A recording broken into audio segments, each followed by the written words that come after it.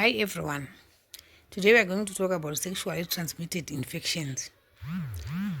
Let me start by defining what it means when we say STI or STD. STI or STD are contracted by direct sexual contact with an infected person, generally during sexual intercourse. This is how STI are contracted. In Zimbabwe, the Ministry of Health and the National AIDS Councils, they run awareness campaigns to make the public aware of the effects of sexually transmitted infection. We will talk about the effects of sexually transmitted infection later. The most common sexually transmitted diseases that we have are gonorrhea, syphilis, chancroid, and HIV and AIDS.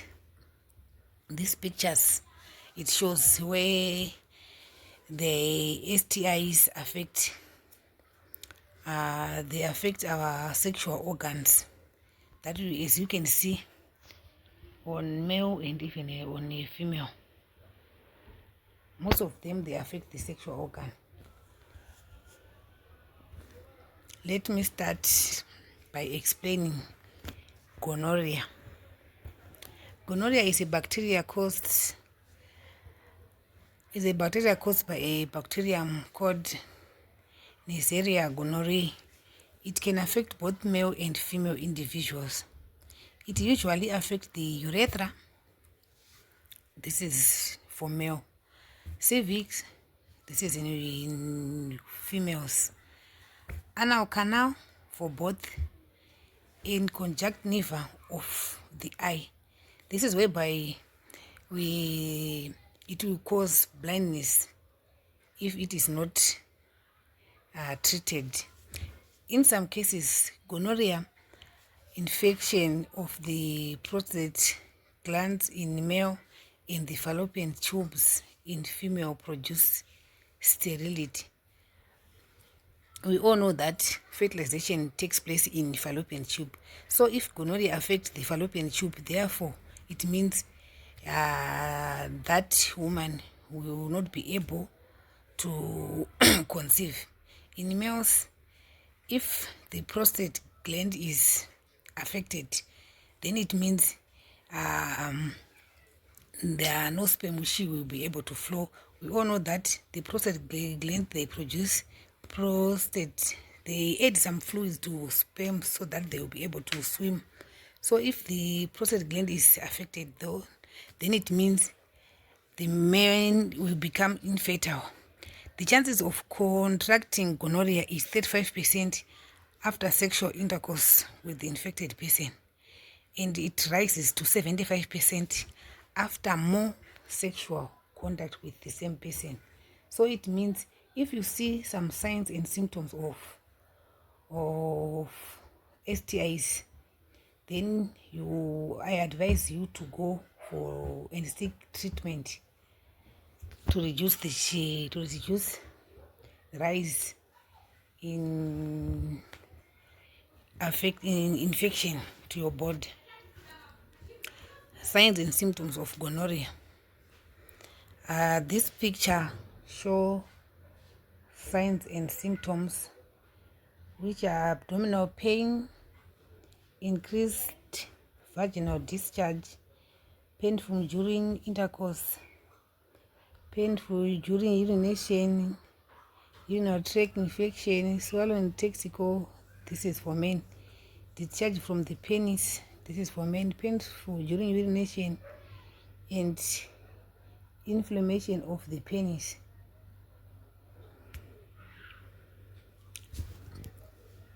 Signs and symptoms of gonorrhea in men.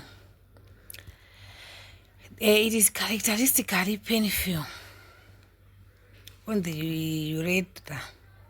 The urethra discharge consists of a deep, creamy yellow pus accompanied by a burning sensation on urination. What it means is during urination, you have a burning. You had a burning from your urethra. It means that the blisters that are along your urethra will be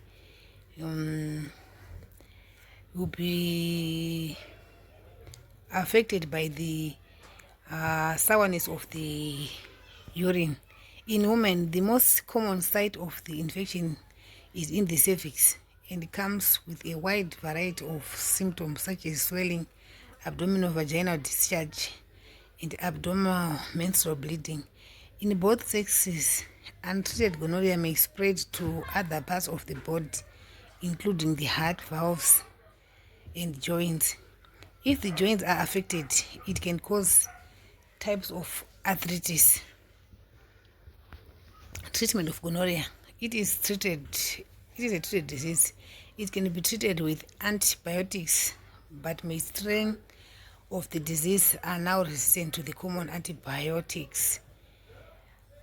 Kanamycin is used in Zimbabwe. Syphilis.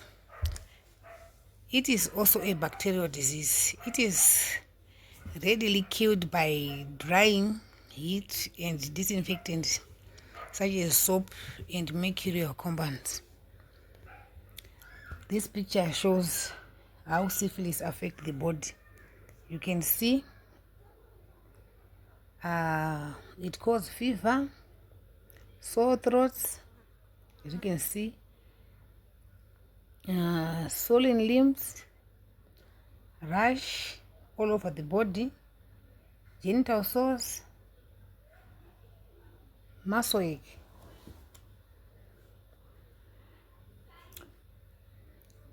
Some signs and symptoms of syphilis: headache, skin ulcers, muscle pain, weakness, fatigue, heat, weight loss, mucosal damage, rash, dementia, internal bleeding, damage to the internal organs, which is heart, kidney, and liver, respiratory failure. So I encourage everyone to go and treat it for syphilis. Signs and symptoms. Primary stage. It has got 3 stages. Primary stage usually begins about 3 weeks after infection and ulcer develop on the genitals. And ulcer, it means a wound like. Secondary stage, 6 to 8 weeks after infection, sores develop on the lips, tongue, penis, and vagina. The person also suffers a headache and a low-grade fever. This is the most contagious stage. Tertiary stage. This is the last stage. It refers as late syphilis.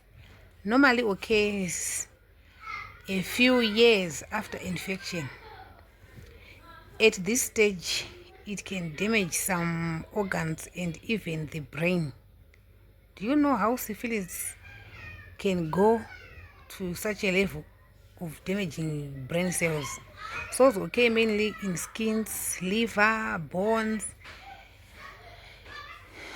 Involvement of the cardiovascular system is the main cause of death from syphilis.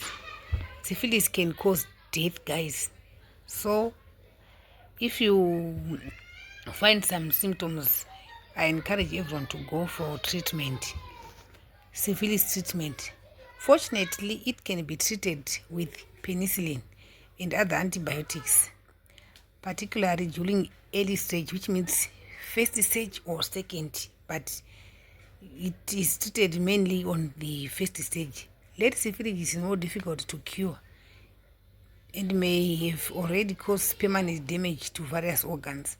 Syphilis can be transmitted across the placenta of the infected pregnant woman, infecting the baby and cause stillborn and congenital syphilis. Chancroid. The picture shows some way the syphilis can affect. It is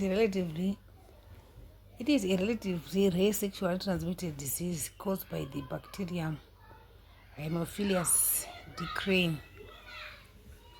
Signs and symptoms. Soft sore on the penis or vagina develop 3 to 5 days after sexual exposure, and untreated wounds may persist for months. The ulcers usually heal quickly but often leave deep scars. These are some of the signs and symptoms of chancroid, which are fatigue, fever, chills, painful urination. All of them are signs and symptoms of chancroid. Treatment. The disease can be cured using antibiotic. HIV or AIDS. It is also a STI disease. It is caused by a virus, the human immunodeficient virus. It attacks the body immune system, which are lymphocytes, making it harder to fight against infection. As the number of white blood cells goes down, the body becomes weak and easily affected. Let me tell you what the virus of HIV did to the white blood cells. It affects and kills all the white blood cells and reduce their numbers. And when they reduce their number, the virus will multiply, and when the white blood decreases in number, then it means the body will become weak and the number of virus will multiply and cause the body to deteriorate. By having HIV infection does not mean you have AIDS. AIDS is the final and the most serious stage of HIV infection. Transmission of HIV. It enters the body through blood, semen, vaginal fluids, and breastfeeding. HIV transmission can happen in the following ways: unprotected sexual intercourse with an infected person, contact with infected blood. This may be through sharing drug needles, razors, and toothbrush. From infected mother to child while it is developing in her womb or during birth or breastfeeding. Blood transfusion with infected blood. This is unlikely to happen in Zimbabwe because blood is always tested for HIV before it is used. Control of HIV. Abstinence from sexual activities. It means that no sex. Having sex with only one faithful, lifelong, uninfected partner. Use of condom during sexual intercourse. Avoiding cultural ways. Screening of blood before transfusion. HIV treatment.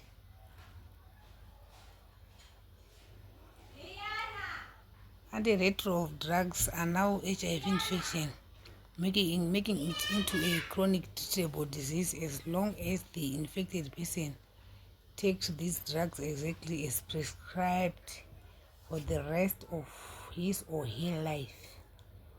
Signs and symptoms.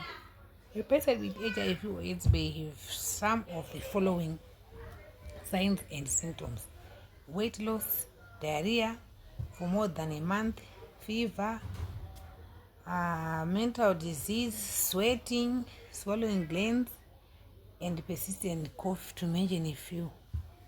So I'm going to give you some questions for discussions that I need you to use when reading and studying this topic. Thank you. This is all I have for today. Good day.